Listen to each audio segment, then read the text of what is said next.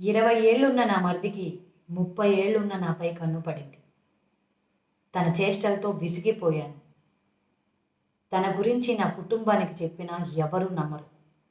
నా భర్తకి తమ్ముడంటే చాలా ఇష్టం. తమ్ముడు చేష్టలతో నా భర్త ఎక్కడ దూరం అవుతాడోమోనని భయంగా ఉందక్క. అమ్మా, ఇట్లాంటి సిచ్యువేషను ఒక అమ్మాయికి జరిగింది. సేమ్ మరిదే.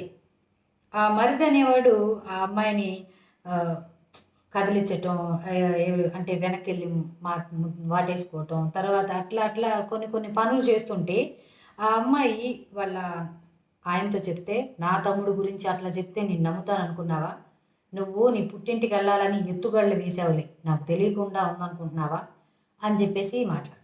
సరే, అత్తగారు చెప్తే చిన్నపిల్లోడు వాడు, 25 ఏళ్ళు పైనే ఉంటాయి, వాడేం చిన్నపిల్లోడు కాదు. అత్తగారేమో చిన్నపిల్లోడు వాడు, వాడి గురించి నువ్వు తప్పుగా చెప్పమాకు, అన్నల తమ్ముళ్ళని విడదీయ మాకు అని చెప్పి చెప్తాను. ఇక వీళ్ళు ఎప్పుడైనా ఇంట్లో ఎవరు లేనప్పుడు, వదిన ఒక్కతే ఉన్నప్పుడు, ఇక అన్నీ ఈ అబ్బాయి ఏమన్నా మాట్లాడితే ఎక్కడ ఏం గొడవలు అయ్యి మళ్ళీ నన్ను బయటికి నెట్టేస్తారేమో, అమ్మమ్మ ఒక్కటే, కన్నవాళ్ళు ఎవరు లేరు అని చెప్పేసి ఆ అమ్మాయి ఆ మరిది ఏం చేసినా తలంచుకుంటాడు. అట్లాగే ఒకరోజు ఎవ్వరు లేనప్పుడు ఏం చేశాడంటే బలాత్కారం చేశాడు. అది అక్కడ వాళ్ళ ఆయన రాగానే చెప్తే, నీ యాశాలు ఎవరికి తెలియవు అనుకుంటున్నావు, ఇట్లాంటి నాకు చెప్పమాకు అని చెప్పేసి ఆ అమ్మాయిని తిట్టి వాళ్ళ అమ్మమ్మ వాళ్ళ ఇంటికి పంపించేశారు. ఆ అమ్మాయి అమ్మమ్మ వాళ్ళ ఇంటికి వెళ్ళిపోయింది. ఇక అమ్మాయి అక్కడ వాళ్ళ అమ్మమ్మ, అట్లా కాదులేమ్మా, ఇట్లా ఆ పిల్ల ఏదో తెలియక చెప్పింది, అక్కడ ఆమె క్షమాపణలు చెప్పి అమ్మాయిని తీసుకొచ్చి ఇక్కడ అప్పచెప్పేసి మళ్ళీ వెళ్ళిపోయింది. ఇక ఆ అమ్మాయి వచ్చిన దగ్గర నుంచి మరిది ఇంకా ఎక్కువ చేసేసాడనమాట. ఇక వీళ్ళు లేనప్పుడు ఇక ఆ అమ్మాయిని, ఈ అమ్మాయి ఇంకా తలం చేస్తుంది, ఎక్కడ ఏం మాట్లాడితే మళ్ళీ బయటికి నెట్టేస్తారేమో అని చెప్పేసి ఆ తీరులో అట్లా ఉంటూనే ఉంది మరిదితో. ఒకరోజు ఆ భర్త కంటపడింది. ఇక బెల్ట్ తీసుకుని ఆ అమ్మాయిని ఎలా పడితే అలా కొట్టేసేసి, ఇక కొడుతుంటే నాకు ఎప్పటి నుంచో నేనంటే ఇష్టం అంట, లేకపోతే మళ్ళీ అలిగి పుట్టింటికి వెళ్ళిపోయిద్దంట అన్న, ఎక్కడ మీ కాపురం పోతుందోనని నేను తలంచేశాను అని చెప్పేసి వీడు స్క్రిప్ట్ ఏదో ఒకటి ఉంటుందిగా చెప్పాడనమాట. ఈ అమ్మాయిని ఎలా పడితే అలా కొట్టేసేసి బయటికి నెట్టేశారు. ఆ టైంలో ఆ అమ్మాయి మౌనంగా ఉండిపోయింది, ఏం మాట్లాడటానికి కూడా లేదనమాట. అట్లాంటి సిచ్యువేషన్. ఇక పెద్దలు ఉంటారు కదా, ఏదో పోనీ అంటే, లేదు అవసరం లేదు అని చెప్పేసి పుట్టిన బిడ్డను కూడా తీసుకొని ఆ అమ్మాయిని బయటికి నెట్టేసేసారు. ఇక ఈ అమ్మాయి ఏడుస్తూ ఇక అమ్మమ్మ దగ్గరే ఏదో పని చేసుకుంటూ బ్రతుకుతున్నప్పుడు ఆ దేవుడు అనేవాడు ఉంటాడుగా, ఊరక చూస్తూ ఉండడుగా. ఆ మరిదికి రోడ్ యాక్సిడెంట్లో వెన్నెముక దెబ్బతిని మంచంలో పడిపోయాడు. ఇంకా తర్వాత తల్లి ఇక ఊడిగం చేయటానికి ఎవరూ లేరు. పెళ్లి సంబంధాలు ఆల్రెడీ చూసిందంట, అవన్నీ పెటాకులైపోయినాయి. ఒక అమ్మాయిని తెచ్చి పెట్టుకున్నారు, ఆ అమ్మాయి కూడా వెళ్ళిపోయింది. ఇక ఏది దిక్కు లేక ఏమైందంటే, దీన్నే మళ్ళీ ఖాళీగా ఉంది కదా, అమ్మమ్మ దగ్గర ఏదో పని చేసుకొని బతుకుతుందిగా, మళ్ళీ పిలిపించుకొని ఇక ఈ అంటే ఇప్పుడు కూడా అమ్మాయి ఆ భర్తతో, ఆ అత్తమామలతో, ఆ మరిదికి ఆ అమ్మాయి స్నానాలు చేయించటం, ఆ మరిదికి సేవ చేసుకుంటూ ఇక అత్తమామలతో ఆ అమ్మాయి హ్యాపీగా ఇప్పటికీ బతుకుతుంది.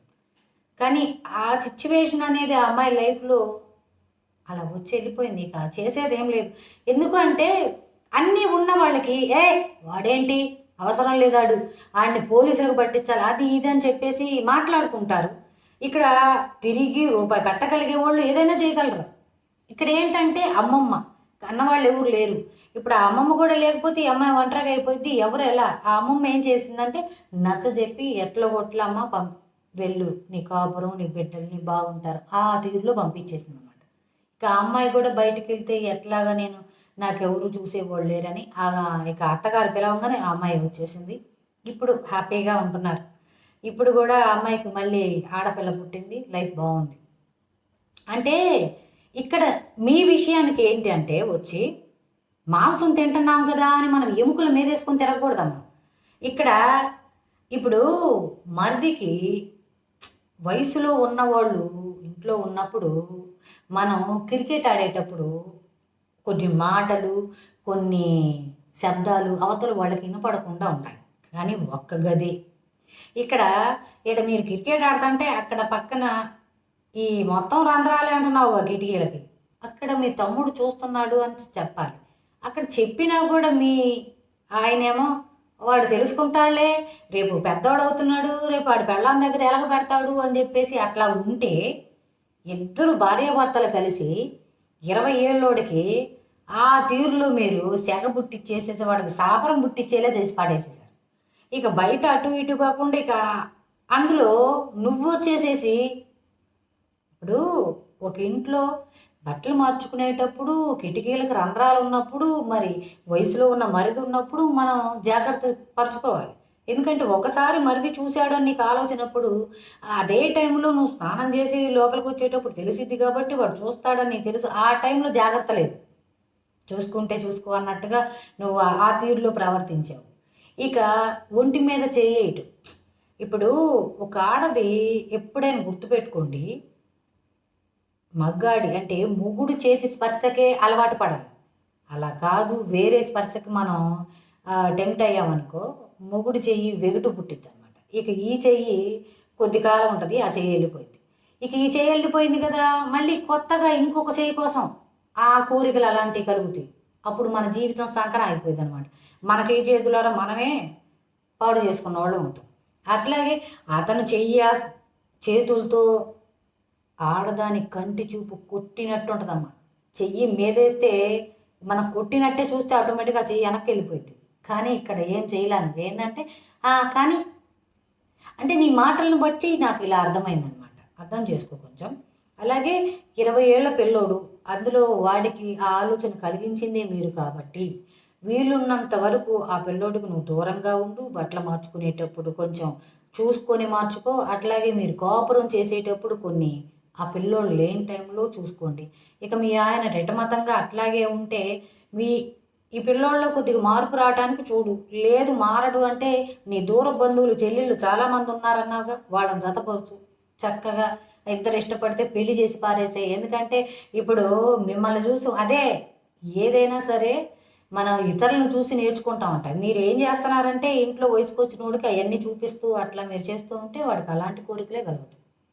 దయచేసి ఇప్పుడు మీ చెల్లెల్లో ఎవరో ఉన్నారు కదా, పరిచయం చేయి. చక్కగా ఇద్దరు పెళ్లి చేసుకొని అక్కడే లేకపోతే ఇంకొక చోట, ఎందుకంటే ఒక గదే కాబట్టి ఇంకొక కాపురం పెట్టేసేస్తారు. అట్లా పెట్టిచ్చేసేసి నువ్వు వీలున్నంత వరకు మీ మరిదికి దూరంగా ఉండటం మంచిది.